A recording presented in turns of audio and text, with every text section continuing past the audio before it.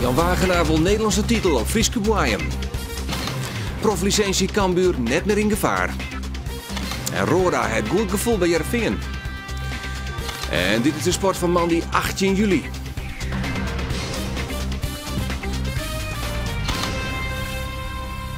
Goeien en welkom bij Boppenslag. Maar een volle uitsturing, want Jonkendal neemt onderwerp met Rick nog keertsen op een rengersdag in Ljouwert. En net de vierten, de tweede aflevering van uw cursus Keertsen voor Dummies. Maar we beginnen met de sterkste man van Nederland. Voor sterke man Jan Wagenaar van Skiernegouten wie het dit weekend erop of eronder. De strijd om de sterkste man van Nederland wat houden op Frieske Groen in Rustervingen. En dus wie het Wagenaar maar om één ding te doen, voor het eerst de titel pakken. In het 24-jarige bestaan van het evenement Slagrad ontnota maar 2 Friezen. Wout Zielstra en Tjalling van der Bos. Jan Wagenaar, de dakbedekker van Skiernegouten. Al 14 jaar traint hij keihard om de sterkste te worden. De sterkste van Friesland, wie hij al 4 keer en liekevolle keer wie hij de beste van Noord-Nederland. Maar nog nooit wie hij de sterkste van Nederland en daar moet Joert Verhoring in komen. We hebben kans, maar er zijn nog een paar die een kans hebben. Dus het moet al wat kloppen, het moet een beetje lekker in, hè? Een beetje geluk hebben. Dan, ik zou mijn moeders erbij zijn hier, joh. Dus, De mogelijkheden voor Wagenaar binnen grutter als vorige jaren. Want titelverdediger en 6-voudig kampioen Jarno Hams, hierin peteer met Wout Zielstra, ontbreekt met een blessure.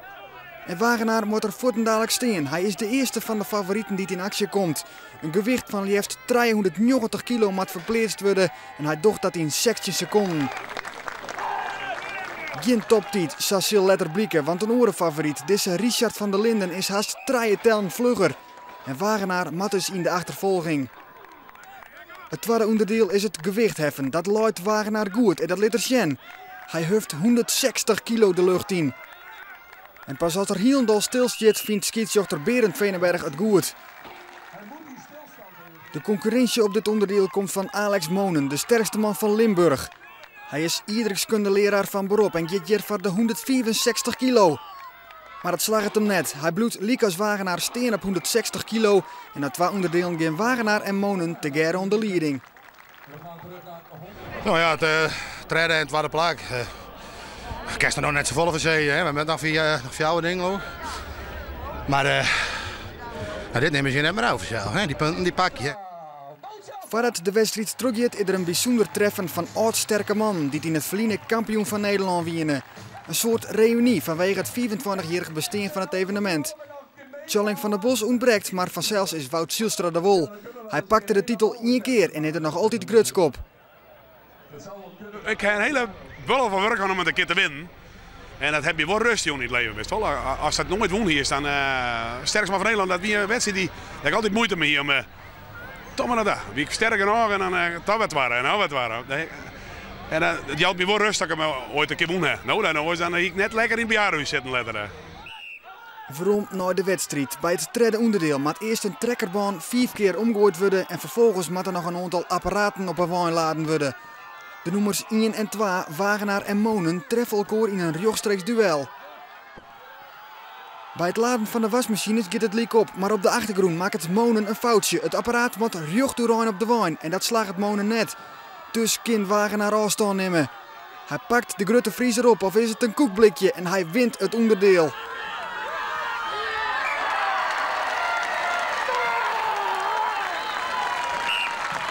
Wagenaar gaat dan alleen onder leiding als het tijd is voor het vrachtwagenloeken. Liefst 22 ton moet er door de deelnemers lutsen worden. Gewoonweg is het een sterk onderdeel van de man van Skiernegouten, maar de machine hapert.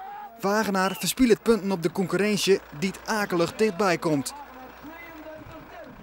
Ja, ik weet net zoals hij dat was. Nou, maar het er net ouder doen. Maar de spanning is wel weer om. Zo is het. Ja. Nog 2 onderdelen te gaan, te beginnen met de Stones of Strength.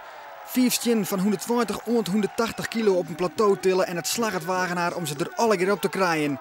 En echt nog in de vlugste tijd op dat moment. En dan begint het terrein in Rusterveen. Dat is pech voor de laatste oerbleune concurrent Richard van der Linden. Hij komt net verder als 3 stien. En dan kan het eens net meer mis voor Wagenaar. Maar om te bewijzen dat hij toch echt de beste is, wint hij het laatste onderdeel. En dan is het echt een fight.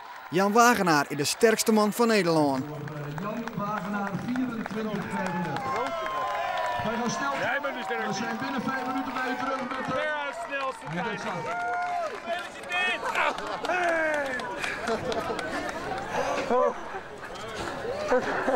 Oh jongens. Oh lieve. Nou, dit is het mooiste wat er is. Dit is wel zo verschrikkelijk mooi. Ik heb er zo keihard mijn best verdiend. Ik heb er zo hard vertraind. Ik heb alles ervan doen. Mijn vrouw en mijn baan. Ze liet me al eer. Mijn ouders, iedereen steunt me. En dat je er dan wat van om je kennen. Ja. Ik ken er niks van zeggen.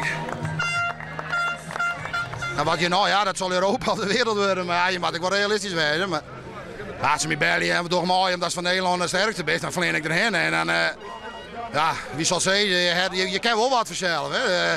Ze hebben al rekening mee te houden vanzelf.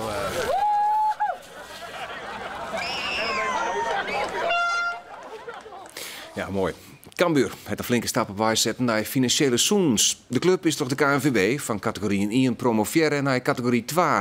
En dat budget dat er dus net meer om de financieel tafelzorgstenen van het voetbalboen. En nog wichtiger, dat het gevaar om de proflicentie te verliezen van de baan is. Het goeie nieuws waard van de morgen bekend maken op een passenconferentie in het Cambuurstadion. Het zorgt voor opluchting bij het bestuur, vooral omdat er nou geen gevaar meer is dat Cambuur uit het betellenvoetbal verdwijnt. Nou, ik denk dat hiermee definitief een streep onder het verleden gezet kan worden en dat we weer volop over voetbal kunnen gaan praten. En ja, het levert toch wel wat zorgen op. We leefden wel op de randje van de afgrond. En met de KNVB valt niet te sollen op dit moment als het gaat om dit soort zaken. Je ziet het aan andere clubs die nu wegvallen. Niemand had verwacht dat RBC eruit zou kukelen. Er worden volop punten in mindering gegeven. Nou, wat dat betreft is het menens. En ben ik dolgelukkig dat we onder die zorg vandaan zijn. Hielendal uit de zwargen is Cambuur nog net. Er is nog altijd een flinke schuld. Door het verkeerpje van ondealen hoopt het Cambuur dit hier zo'n ton binnen te heljen. Positief is het onbeleven van de shirtsponsoren. Zij hebben een contract maar een jaar verlengd. Er spelen nog veel clubs met een leeg shirt, ook in de Eredivisie. Dat is vechten om, kunnen we een partij zover zien bereid vinden om bij ons op het shirt te staan voor een substantieel bedrag. Ja, dat is moeilijk in deze tijd, dus als je dat dan voor een jaar kan verlengen, nou, zijn we daar dolgelukkig mee. Voor het eerst toen 12 april spelen Geert Arend Roda weer een wedstrijd op Frieske Boeien. In Appelskeer kwamen maar Heerenveen in actie in Sparta Rotterdam. Roda miste de eerste 12 weken van de tarering vanwege een voetblessure, maar Sneum ging er in de basis. En de komende weekend maar blikken dan dat hij in de competitie basisklant wordt. Geert Arend Roda begint ons zijn 4e seizoen bij het eerste van Sportclub Heerenveen. De 23-jarige Noordburgemer is waarom op het oude nest naar een Jellier Excelsior. Roda trekt in de diepte, Roda ziet zijn kans, Vinken heeft zijn kans. Roda! Het is 2-2, uitgerekend hij. Jellier Excelsior weer tegen succesvol van Roda. In 13 wedstrijden scoorde hij 8 keer. Als het nou waarom sjost, is het dan goed best als Steven naar zo'n spelen hast? Ja, absoluut. Ik heb stappen gemaakt als mens en als voetballer. En ja, dat is het belangrijkste om zo'n verhuurperiode aan te gaan, denk ik. Die extra stap, kiest hij dit seizoen echt bij Heerenveen, meidje? Ja, dat met al dit blik in de toekomst. Hè. En nou ja, ik heb wel alle vertrouwen in, dus wat dat betreft zou het samen zo kennen, ja. Sinds Sparta bestiert het middenveld naast Roda uit Victor Elm en Filip Djuricic. Orengegarig dan binnen nog Michael Swek en de Belg Sven Kums. Bij Heerenveen is de concurrentie voor een basisplak op het middenveld een stuk groter als bij Excelsior. Je wist dat is het meersvechtje voor die plak. En nou ja, goed, dat is alleen maar gezond en dat is dat game was worst omdat het bij een grotere club was voorbij. Zijn Gent speelt Roda een helte, Jits in Sparta krijgt hij een oeren. Het gaat dus de goede kant uit, al is nog net heel duidelijk wat Ron Jans met Roda voor eigen had. De leiding wat diep, omdat ik een speler ben die op verschillende posities kan voetballen op het middenveld. Ik heb nu 2 keer als tussenmiddenvelder spelen, dus is man dus net de meest controleur en ik net de meest aanvallende middenvelder. En nou ja, goed, bij Excelsior speel ik meer als de meest aanvallende middenvelder, dus dat zou ik nog een optie wijzen. Dus ja, daar ben ik een beetje aan het zieken wat nou de beste combinatie is. In Appelskeer werd duidelijk dat Heerenveen defensief nog altijd kwetsbaar is. Joey Godet hier Sparta hier samen op vastsprong zetten kind. Maar Heerenveen komt na een jaloeren beter in de wedstrijd en wordt gevaarlijker. Het is hier Roda die te pech had dat de bal correct van richting verloren wordt. Geen openingstreffer van Roda. Even later had er nog een grotere kans. Maar ook daar is er een verdediger die de bal licht toucheert, werd er Roda net scoren kan. Na 60 minuten zal Sven Kums het plak van Roda innemen. De 23-jarige Belg is een week ouder als Roda en is ook op meerdere posities inzetbaar op het middenveld. Trainer Ron Jans is blij dat Roda nou een kwartier langer spelen als in Gent. Ja, dat is heel positief, want we moeten uitkijken dat we hem niet zodanig forceren en te snel brengen dat hij weer geblesseerd raakt. Maar het gaat de goede kant op. Van de week 45 minuten, nu 60. Ja, dan proberen we natuurlijk uit te bouwen naar 90. Heerenveen jouwt meer gas de tweede helft en dat wordt beleend. Sven Kums steert mij aan de basis van deze facet. Die bereikt daar dan Victor Elm en die vindt de lange hoeken. 0-1. En 2 minuten later, Victor Elm de paas op Bas Dost. Die leidt Kreers waarom. En dan is het Sven Kums met 2-0. Hij is net de grootste van het veld, maar kan dus echt goed koppen. En dan kan Bas Dost de wedstrijd in slot smieten. Maar de spits van Heerenveen die is nog net helemaal op zijn scherpst. En zo blijft het maar 2-0. In de slotfase met Sparta wat weer omdwaan. De 90ste minuut, de bal werd van richting verloren. En een prachtige inzet van Mario Bilate zorgt voor de eindstand 2-1. De komende weekend zullen de tegenstanders zwitter worden. Met Big Mallorca en Olympiakos. Dan wordt duidelijk werd Roda en Heerenveen stenen. Wanneer spelen ze in de eerste 90 minuten? Hè? Ja, dat is de vraag. Dus misschien wees je wel. Ja, nou waren ze spelen Heerenveen in het Belgische Germinal Beerschot. De wedstrijd begint om 7 uur en we spelen in de Lieke. In Grijnsland is dat dus. In de Keerstraat was er gewoon een onval in op de hegemonie van het parcours van Gert-Anne van der Bos. Wie het oude het was seizoen hartstikke gewoonte dat Van der Bos, Triemstra en Iseker haar partijen wonnen. Dit seizoen is dat net zo. Nog hield hij dit seizoen de meeste overwinnings, maar de parcours van de Grote en Olijnsma zitten er dicht achter. Zo op het blete eeg is er misschien net zo vol te zien. Maar onder de hoed joekert het bij gewoon keertseizoen alle kanten. De krachtverhardingslijn de Arhoene tasseizoen nogal scheef. Dat werd deze man keertsen de woen zijn zek. Al hielendal had ze er echt van gongen. Al sissen de keertsen het net hut op, er binnen gewoon bij die de houding van de parcours maar wat heetgettig vinden. Ja, ze staan gemotiveerd in het perk of in het perk in het veld om van ons te winnen. Nou, en dan ben wij misschien ietsjes bij de hol ergens door even ergens en dan geven we er wat slomer in. Mag je dat misschien wel een tikkeltje arrogant nemen? Bedoel je dat Zo willen wij absoluut naartoe komen. Nee. Tenminste ik net en mijn maat ik wel helemaal naar denk.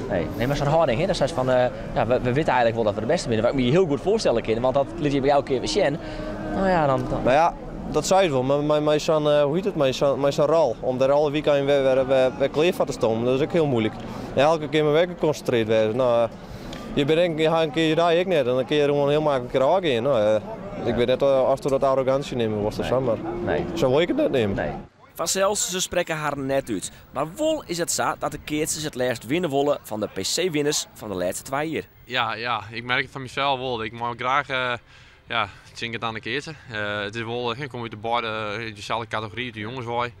En dan heb je wel wat strijd hij altijd natuurlijk. Alleen ik moet zeggen, hij is gewoon hartstikke goed. En maar als ik goed ben, dan kan ik even goed maken. Is er een soort van rivaliteit? Ja, we komen als ik dan kijk naar ons natuurlijk, als Teek en ik uit hetzelfde dorp, dan wil je natuurlijk altijd van elkaar winnen. Ja. En in de geschiedenis hebben we ook met elkaar kaarten, dus ja, de rivaliteit wil ik niet noemen, maar gewoon gezonde concurrentie laten we het daarop houden. En natuurlijk, je wil van iedereen winnen, maar ja, van hun extra. Het gebeurt heel tijd vaker dat het toptrio een partijtje verliest. Nog heel tijd had ze met 6 overwinnings de meeste overwinnings in de H-klasse. Maar het parcours van Olijnsma zit er met 4 overwinnings kwart achter. Ze binnen dus te verslaan. Maar hoe? Ja, dan denk ik toch als naar achterin, maar als naar Daniel de 6e punt pakken, maar dan betekent Farin je bal vertrouwt. Alleen als we die bal ook nog plat door de streep jagen, dan kun je ook genoeg punten pakken. Want je zou juist er wel in de finale van in maken. Alleen het wie net een makkelijke wedstrijd voor hun. Wij staan goed op te slaan. Marten steekt niet eens op te slaan, maar Hielke hier het minst. Alleen wij kiezen nu hartstikke goed en Hielke wie hartstikke goed. Nou, dan jou wel instand. Alleen dan krijg je op beslissende momenten dat je dan eventjes turbo jouwt, zeg maar. En dan komen we correct iets te kwaad en dan rennen we het achter de feit nog. In de tweede omloop treffen de twee partoeren elkaar. Het gaat liek op ont fjouwer eerst gelijk. Maar dan neemt Gert-Anne van der Bos het oer. En op 4 van de fjouwer en 6 liek slaat Olijnsma de bal boeten en is het oer. Het partoer van Jan-Dirk de Groot, Reense Pieter Hiemstra en Pier Piesma binnen in de finale de tjestander. Geen partoer woen dit seizoen vaker van der Bos dan het partoer van de Groot. Al woen het partoer van der Bos 6 keer, toch woenen de Groten die dit seizoen maar liefst 5 keer van der Bos. Ja, wat is tactiek? Je moet natuurlijk niet alles prijsgeven nu. Maar ja, ik denk dat iedereen dat wel weet. Je moet van de Bos van de bal en proberen die eigen fout te minimaliseren en dan achterin aan te houden. Angstgegner wil ik het net nemen, want wij keertsen nog gewoon niet goed. Maar ja, dat kan hun klasse natuurlijk ook wezen. En, dat zou 4 wil ik het nemen. In de finale gaat het om 3 eersten gelijk op, maar daarna in de Groten die uit. En op 4 van de 3 en 6 fjouwen brengt Van der Bos de bal voor de 10e keer deze partij boeten. En dus wint het partoer van Jan-Dirk de Groot. En jaren ze in één dit seizoen bij de favorieten. Ja, misschien wel. Ja, op zich wel. Maar nee, ik ga nog net echt iets van echt bij de favorieten. Ja, ik weet net echt. Je mag gewoon je ding doen en dan pak je hem. Ja, dan doe je het goed, dan ben je een favoriet. Maar ja, dat ken ik zo weer overzwijden. Ja. Ik ga nog net echt iets van ja. Ik weet net echt. Misschien niet zie je het meest, hè? Nou, misschien ik wel, ja. Ik ken daar net echt wat een antwoord op, ja. Nee, misschien wordt het niet om even te stappen met die bescheiden niet, want je bent gewoon goed. Ja, maar nou ja. Als wij alle 3 goed keersen, dan ben we goed, ja. Ja. Koning van de Rengersdaai waard Reense Pieter Hiemstra. Op 3 augustus, dan is er 4, dan wordt de wichtigste keertswedstrijd van het jaar weer verkeerd. De PC in Frencher. Om alvast in de sfeer te komen en zelfs ik om wat keertskennis te vergrutsen. Je hoort deel 2 van uw keertscursus Keertsen voor Dummies. Met acteur Joop Wittermans, zanger Reinoud Ritsma en Cambuur topscorer Jan Bruin. Verleden weken in Keertsen voor Dummies zeggen wij dat acteur Joop Wittermans, zanger Reinoud Ritsma en topscorer aller tijden van SC Cambuur Jan Bruin net vol slijn op de hichte binnen van het Keertsen. Leraar Haptamoe de Hoop beziekt de Frieske dummies de kneepjes van het Keertsen bij te brengen. En omdat het hier om echte dummies gaat, beginnen we bij de basis.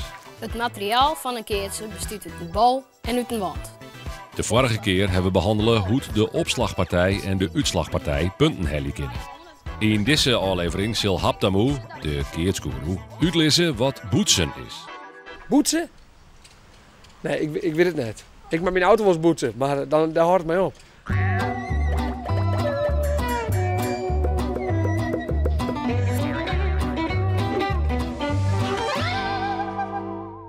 Reinoud, jongen! Heb je even gebeuren? Ah, ja, denk eens wat hoort, man. Huppa! Master!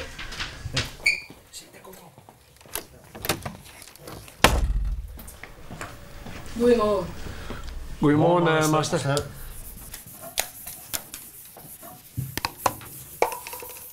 Heren, hebben al jullie huiswerk gedaan? Ja, master. Ja, master. Oké, Jan, wat is dan een zitbal? Dat is een ace bij tennis. Zodat hij in 1 keer in het perk is zonder dat de tegenstander hem aanraakt. Ja, Jan, dat klopt het. Een zitbal is wanneer de opslagpartij de bal heel dreig naar het perk brengt, zodat de uitslagpartij de bal net weer omslaan kan. Vlien weken hebben we behandelen hoe je punten kan herkennen. Dat kan nog op mijn oren wezen. De opslagger slaagt de bal op. Zij slaan de bal weer om. En dan kunnen zij de bal net meer weer omslaan, maar ze houden de bal chin. Dan komt daar een blokje te lezen. Is dat een keerts?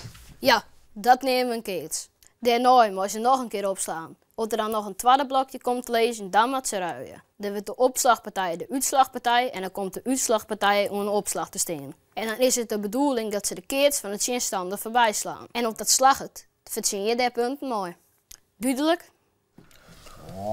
Oké, Joop, nog 1 keer voor die dan. De opslagger van het reerde partoer slaagt de bal op. De uitslagpartij slaagt de bal weer om. En de reerde partij kan de bal alleen nog maar keren. Op het plak dat het baltje stil is en bloot, komt de eerste keerts te lezen. Die is te herkennen aan de witte kleur. Het reerde partoer mag nog een keer opslaan. Het baltje wordt weerkeerd en hier komt dan de tweede keerts te lezen. Een reerd blokje. Dan ruilen we. Het uitslagpartoer wordt dan het opslagpartoer en het opslagpartoer wordt het uitslagpartoer. Nou moeten de Reerde Popkes beziekje de eerste keer voorbij te slaan. De opslag. Reerd slacht de bal weer om. En ja, ze slaat een keer voorbij. De punten gaan naar de Reerde Popkes. Nou jongens, we beginnen natuurlijk met de warming-up. Oeh, mag dat? Ja, dat moet. Oh, hoe bliksem. Ja, ervoor. Volgens ben we net goed warm. Oké. Nou, rem maar achter me.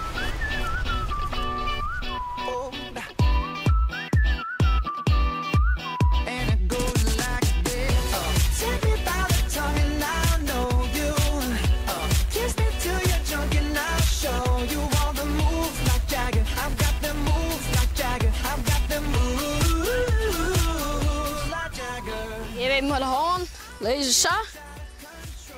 En dan geef je maar de oren aan sa. En dan geven we sa hingen.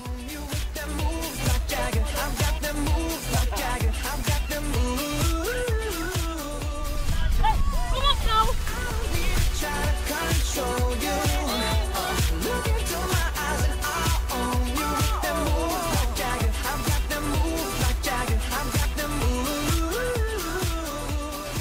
Nou, ben je warm? Ik wel. Nou, mooi. Een parcours bestaat uit 3 spelers. En elke dien heeft zo zijn eigen functie. Een opslagger en 2 perkspelers. Een voorinse en een achterinse. De opslagger heeft eens als enige taak de bal zo moeilijk mogelijk naar het perk te brengen. Opslaan, jongens, kun je op 2 manieren doen. Je kan het uit de vrije hand doen. Dat is gewoon zo, zeg maar. Maar je kan ook boetsen. Wat is boetsen, meester? Boetsen, dat is, dan gooi je hem op. En dan gies je maar in hand, gies langs de broek. Dus dan giet het zo. Probeer maar eens. En wat gebeurt er dan? Dan zit er meer snelheid achter. En je had dan effect in de bal. Oké. Dus dan is het heel moeilijk om te slaan. Okay. Om rond te slaan? Ja. Oké. Griep je hem dat? Ja. Oké. Dat is de theorie. Nou de praktijk voor het opslaan. En dan docht blikken dat het nog net zo in je vaardig is. Maar gelukkig is Haptamu paraat om enkele onwijzings te gaan. Dan is het rugs. Ja, top. Dan begin je maar links. Dus dan is links, rugs, links en dan slaast. Dus 1, 2, bam. De bal moet rooien, dus moest maar een komke, moest maar uitzien. Zo. Ja, dan moest je zo slaan. Ah. Oh, wat deed hij best. Klasse. Oh, die is best op, ja? Ah, die komt er al. En dan nou, de keertstip van Haptamu. Als je rugs handig binnen, sla dan net maar links. Want dan kom je hem in de 4. Na je weken in Keertsen voor Dummies leren wij hoe de puntentelling bij het Keertsen werkt. En er komt er nog 1 spel uiteindelijk bij en dat is gebeurd. Zo is het uiteindelijk. Toch? En Haptamu en zijn vriendjes nemen het in een echte wedstrijd op tegen Jan, Joop en Reinoud. Man, wat wordt die opslag lang? Dat alles in Keertsen voor Dummies. Ja, en dan zag je deze boppenslag. Dan kan ik dit programma dus weer. Dan ontroeren mij de laatste aflevering van uw keertscursus. Dan waren ze het Nijs in Joert. Nog een mooie dag.